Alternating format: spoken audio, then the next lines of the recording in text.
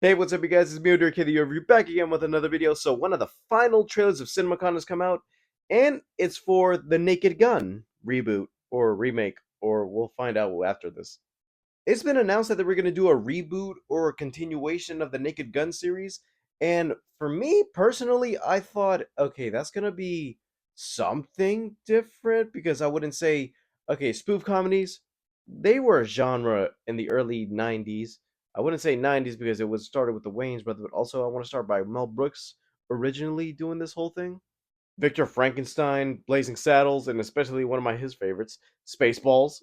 Spoof comedies has been one of the biggest thing in movies, but then early around 2000 something, I feel like we got to that point where it's like, yeah, spoof comedy isn't what it was, and we're just doing lazy jokes just to fill up runtime and pulling references from movies, but not actually trying to parry and joke around with the movies. We're just including them, insert some random joke, and it's just that's the scene. That's what it was.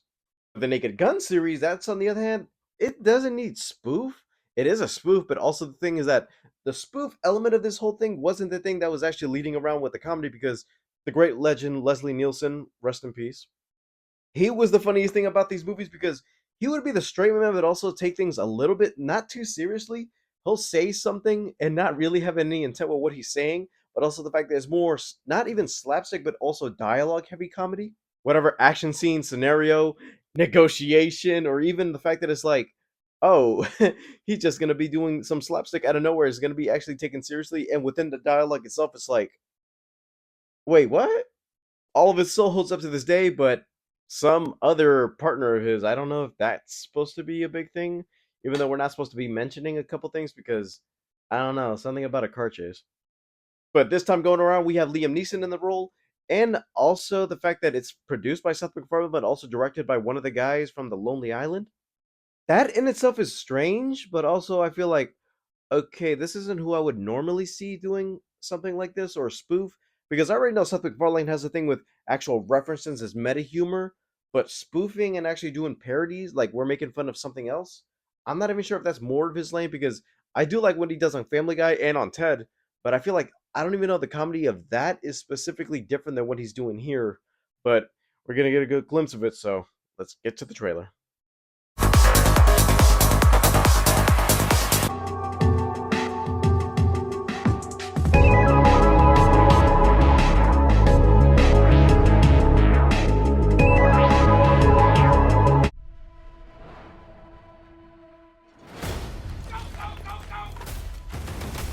Multiple SWAT units responding to hostage situation.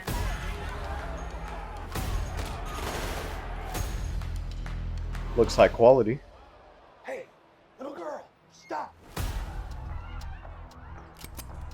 What do you want, little one? Your ass. No. All right. Oh. Who are you? Frank Drebin, Police Squad.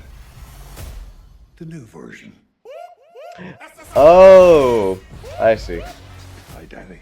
It's me, Frank Jr. Oh. Love you. Hey, Dad. Boy, do I miss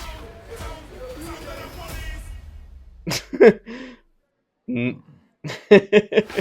All right. I see what they're doing. A couple of things here I want to mention is the fact that yes, it feels like yeah, this is a sequel and actually kind of did confirm it because the way they subtly said it, I didn't know it was a remake or a reboot. I wasn't even sure if that whole thing was going to be a issue with it because I feel like are you going to remake a spoof comedy but actually call it the same thing but actually redo the story or redo what it's been doing, but it actually is a sequel in this case since I'm like, okay, so it's Junior, but if I'm looking at the ages, isn't Liam Neeson around the same age as Leslie Nielsen when he was doing those movies? And some of the little pieces of humor where I feel like, okay, it's doing this whole thing where in a spoof, it doesn't matter the physics and everything in that world, but something about it where everything is taken itself a little bit too serious. I wouldn't say serious, but it looks like an actual movie.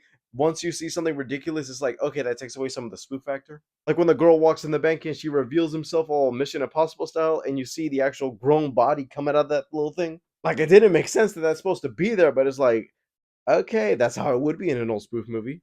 And that last joke hit. I'm not gonna lie, that last joke, I was like, Yeah, they went there. He went there on Family Guy too, and I'm like, what else is there going to be in this movie? I'm not saying the spoof genre is back. I'm gonna just say let this movie play out and let's see how it goes. Because if it's more into the spoof factor rather than the meta factor, I'd rather exactly have a spoof comedy with just ridiculousness. Just have enjoy a laugh, not just randomly, but also the fact that it's within dialogue. Because let's be honest, Liam Neeson, yes, he's been taken as an action star, but some of the stuff he says is a little bit more comedic when you're not taking the movie all seriously. Also, I kind of want to see how this goes because I did like Chippendale Rescue Rangers, and if you want to look at another movie that's like spoof, but not really spoof, was Popstar, Never Stop Poppin'. And in that movie, Andy Samberg was just a parody of a pop star. And within that movie, it went through all the tropes and went through everything found footage style. I was like, okay, I get it. I like what they were doing there. But also, if they could try to transfer some of that elements here, I'll take it as it is. But let's see how this goes because if it's not taking itself too seriously and it's going itself in a spoof fashion, I would like the spoof factor to actually be more inclusive rather than just do comedy just for being meta comedy. That's what the old movies relied on, and I hope they could try to benefit that here. And hopefully this regains the spoof genre again because this isn't the only one. We have this and we have Scary Movie 6. Hopefully this does well, and if it does well, that gives me a little bit of hope for Scary Movie 6 because I feel like, yeah, let's see if we can actually believe in the genre again because the last time I feel like there was a spoof movie that I actually enjoyed it was Super Fast, and I'm like, yeah, it made me laugh in parts. But also I feel like, okay, that was that from that era, and then all the spoof comedies just stopped after that. I miss a good spoof movie, but a lot of people don't believe in them nowadays, except the old guys. I feel like now with stuff like this, rather than just saying we're doing comedy, but including meta textual comedy and physical comedy, they could try to make fun of themselves and also the way movies are done nowadays because there's a lot of things people can make fun of. And if they could try to bring that genre back after this, I hope they could actually try to bring it back with a blast. And funny enough, if everybody isn't too sensitive, they can actually do some really, really edgelord stuff back in those comedies. Alright, guys, thank you guys for watching. Don't forget to leave a like and subscribe. All my social media is down in the description below. And I'll see you guys next time. Bye, guys.